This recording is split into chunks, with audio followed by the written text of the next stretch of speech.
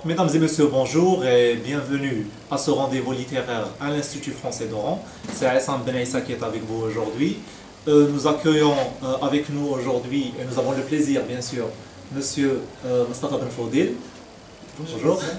Donc, bonjour, monsieur Ben Fodil qui a animé hier à 15 heures une conférence à l'Institut français d'Oran qui s'intitule L'anti-livre. Donc on va, via cette interview, essayer d'aborder pas mal de points dans sa conférence et même retourner sur sa biographie et sur ses projets futurs.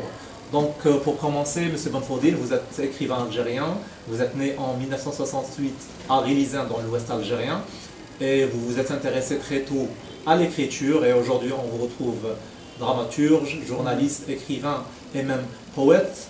Parlez-nous juste un petit peu de votre départ en matière d'écriture. Alors, en fait, l'écriture, c'est pour moi, c'était un moyen de libération parce que je suis venu de la timidité, j'étais timide et l'écriture pour moi c'était un moyen, peut-être un exutoire. Donc je suis venu à l'écriture pour peut-être me remettre dans le monde, parce que j'ai semblé à un moment donné que j'étais sorti du monde. Et en fait, voilà, il y a eu cette séquence où l'écriture pour moi c'était un exutoire. Après, j'ai basculé dans une écriture, on va dire, plus ou moins professionnelle à partir à peu près de la fin des années 80. Et depuis, ben, j'ai fait mon parcours, j'ai écrit plein de poésie au départ. Après, j'ai écrit un premier roman, on va dire le roman par lequel, disons, que j'ai été un petit peu révélé au public, c'était Zafar, que j'ai écrit pendant mon service militaire à Blabès. Et après, j'ai publié en 2003 Les Bavardages du Seul, qui a reçu le prix du meilleur roman. Après, il y a eu Archéologie du Cameroun en 2007. Entre-temps, j'ai écrit aussi énormément pour la scène, pour le théâtre à partir des années 2000. Et pour la poésie aussi, parce que j'aimerais bien aborder ce point. En 93, donc, vous avez publié À la santé de la République en rendant hommage à Tahar Jaout. Donc parlez-nous juste un petit peu du contexte, de l'écriture de ce poème. En fait, il y a un festival qui s'appelle les Poésies de Béjaïa qui voulait rendre hommage à Jaout parce que c'était quelques temps après sa mort, il a été assassiné le 26 mai 93. Donc le festival s'est tenu en juillet, je crois. Et donc ils avaient lancé un concours d'hommage, un concours poétique. Et moi j'avais envoyé un texte de 11 pages de biographie qui s'appelait À la santé de la République. Donc malheureusement il ne reste pas grand-chose, parce que je l'ai complètement perdu, j'ai juste gardé un petit extrait. Et après, en fait, je suis revenu vers le roman, c'est-à-dire assez rapidement, même si dans mon écriture il y a toujours de la poésie aussi, c'est-à-dire il y a toujours le mélange des genres, des registres. D'accord. Et si on retourne un petit peu vers votre conférence hier, c'était l'anti-livre. L'anti-livre, je rappelle que c'est un livre inédit encore, écrit par Mustafa Ben Fodil. Donc, d'abord, qu'est-ce que vous voulez mettre en évidence en utilisant d'abord un préfixe qui veut dire l'opposition anti-livre et parlez-nous juste un petit peu de ce que vous avez animé hier. À l'anti-livre, c'est un ouvrage, on va dire, c'est un livre hybride, c'est un objet littéraire hybride avec une structure bicéphale. Je m'explique, c'est un livre en fait qui peut se lire dans les deux sens. Sur la page de garde, vous avez l'anti-livre et ce sous-titre Fragment de déchets littéraires, et puis un tampon, pilon. Et puis, quand vous le prenez à l'envers, vous avez une autre page de garde, notre jaquette, avec un autre titre, c'est Body Writing. En deux mots, c'est quoi cet objet? C'est en fait, Body Writing, c'est un roman, on va dire original, grosso modo. Et ce roman, il va subir le sort que subissent beaucoup de livres. Et je parle surtout dans le marché, surtout occidental, parce que chez nous, quand même, les niveaux de tirage font que, heureusement, on ne détruit pas encore, on n'en est pas encore là. Même si on jette, on détruit d'une certaine façon. Mais en général, dans le marché occidental, il y a un processus économique qui fait que les livres qui n'arrivent pas à se vendre, ils sont détruits. En fait, ils sont recyclés, c'est le terme qu'on utilise, c'est recycler, pour redevenir de la pâte à papier, parce que le papier, ça rapporte, c'est 100 € la tonne, et du coup, c'est un enjeu économique. Et donc moi, j'ai imaginé un livre, en fait, qui va échouer dans ce pilon, c'est-à-dire les pilons, c'est la masse de livres qu'on envoie là presse à papier, la brosse de papier pour redevenir des... D'accord. Donc ils sont mélangés à toutes sortes de déchets papier.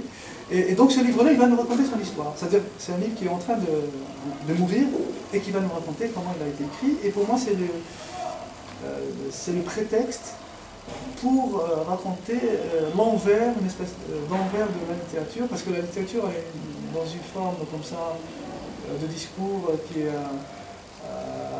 assez bien ordonnée sur le monde, et où on prend soin, disons, peut-être de maquiller un petit peu les choses, d'enjoliver, de mettre du merveilleux, de mettre, je ne sais pas, de la fantaisie. C'est du moins l'idée qu'on se fait du roman, c'est l'idée dominante. Le roman, c'est quoi? C'est un livre qui va vous raconter une belle histoire. Et moi, je voulais prendre cette mécanique-là à l'envers et raconter la face cachée de l'écriture. Et à ce moment-là, ça m'a permis disons, d'aborder des thèmes que je n'ai jamais pu aborder jusqu'à présent, et qui font référence à la partie pilonnée de ma propre vie. Donc le pilon, je l'aborde comme métaphore. C'est-à-dire ce n'est plus le pilon qui détruit le livre, mais j'aborde des processus de destruction à l'intérieur de ma propre vie, et comment, en tant qu'auteur, je suis arrivé à écrire avec ça. Et donc c'est ce livre-là qui raconte, ce Bogheati qui est le narrateur, il va nous raconter des séquences de la vie de l'écrivain par lesquelles il est passé. Et, par exemple, je parle d'un enlèvement. Moi, j'ai été enlevé le 28 novembre 1994. Je n'ai jamais parlé de ça, par exemple. Et il se trouve qu'il y a une trace. Dans votre livre. Oui, oui. Il y a une trace, par exemple. Il y a une trace documentaire, une archive de ça. C'était un journal, parce que moi j'ai toujours tenu un journal. Et ce n'est que récemment, en travaillant sur ce livre, que je l'ai retrouvé, j'ai scanné ce récit. Et donc, je fais, plastiquement parlant, un parallèle entre les déchets papier. Donc vous avez toutes sortes de déchets qui sont rejetés par le marché. Et ces bouts de papier qui emplissent ma vie, où vous avez des bouts de journal, vous avez un poème par-ci, vous avez un manuscrit, vous avez un ticket de bus des années 80, vous avez une carte d'adhésion, je ne sais pas, à un club de speedo, etc. Donc c'est ma mémoire fragmentaire, qui se dessinait à travers ces bouts de papier. Donc moi, le bilan, c'est aussi ça, c'est-à-dire d'un côté les déchets, papier, y compris les livres, et de l'autre, les déchets qui deviennent des documents avec le temps. Et c'est une manière de dire que, enfin, je n'invente rien. Par exemple, dans Freud, quand il écrit Eros et Thanatos, c'est ce qu'il dit, c'est la discussion de vie et de mort, on s'enjambe les unes les autres.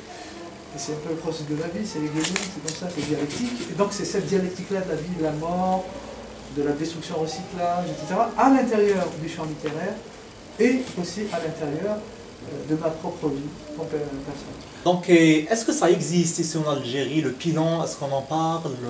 C'est-à-dire, je dois juste préciser une chose, c'est que ce livre, cet anti-livre, c'est un objet littéraire. C'est-à-dire que ce n'est pas un essai, ni sur l'industrie du livre. Par exemple, dans la forme que j'ai présentée hier, qui est une performance, j'ai pris le soin d'aborder cette question par, on va dire, un certain nombre de tableaux qui faisaient écho à ces problématiques-là, mais à partir de ma subjectivité, de ma pratique et de... Après, il y a des éléments documentaires que j'ai injectés. Par exemple, il y a une très bonne étude, entre articles et études, enquête faite par un écrivain qui s'appelle Pierre Joux, dans une entreprise de recyclage du papier en banlieue parisienne qui s'appelle Le Cauchemar du Pilon, où on trouve la question extrêmement détaillée et savamment expliquée. Moi, ce n'est pas l'objet de mon travail, c'est-à-dire je ne suis pas un spécialiste de l'industrie du livre qui veut faire des recherches, donc je n'ai pas fait d'enquête en Algérie. Parce que si j'avais traité ça comme une enquête, à ce moment-là, j'aurais fait la partie algérienne. Ce que je sais, c'est que en Algérie, comme partout dans le monde, on est dans cette, et c'est tant mieux d'ailleurs, qu'il y ait un segment de cette industrie du recyclage qui a des vertus écologiques et qui permet de récupérer ce qu'on peut récupérer, entre autres le papier. Donc il y a, j'imagine, des entreprises spécialisées dans la récupération du papier. Après, je ne sais pas, est-ce qu'ils vont recycler, par exemple, des exemplaires de la Constitution qui a été tiré à je ne sais combien d'exemplaires, ou des bulletins de vote, ou par exemple, le journaux. C'est-à-dire, ce que je sais, par exemple, c'est qu'il y a énormément d'invendus dans la presse écrite. Après, ce papier, j'imagine qu'il est soit revendu à des cartonniers, soit revendu à des entreprises de recyclage. Mais pour le livre, je n'ai pas d'informations. Et votre livre, l'anti-livre, voilà, à quelle période vous projetez de le publier, ou bien est-ce que vous avez une date pour l'éditer? En fait, il y a une dimension expérimentale très forte dans l'anti-livre. Par exemple, l'un des aspects expérimentaux, c'est que je l'écris en performant. Ce que j'appelle performant, c'est-à-dire c'est une lecture théâtralisée, avec une scénographie, et parfois jouée. Donc je crée une atmosphère autour de ma lecture. Et pour les besoins de ce cycle-là de performance, j'écris. Par exemple, pour la lecture d'hier à Oran, j'ai écrit un chapitre que j'ai ajouté exprès. C'était par exemple le dialogue entre l'éditeur et l'écrivain. Et je suis en train de faire ça régulièrement. Par exemple, là, dans quelques jours, je serai à Marseille au Festival du livre de la Canebière. Je vais encore écrire. Avant, j'étais au Maroc, j'ai écrit des choses pour le Maroc, j'ai écrit des choses dans le cadre d'un festival tunisien qui s'appelle New City. Et c'est ça qui est génial, c'est que c'est un livre qui est en mouvement, ce que j'appellerais du writing progress, c'est comme on dit work in progress, c'est-à-dire c'est des pratiques artistiques qui consistent à écrire à partir de situations. Ça offre le double avantage d'abord de se mettre la pression, donc ça me permet d'avancer, sinon peut-être j'aurais été bouffé par ma procrastination. Oui.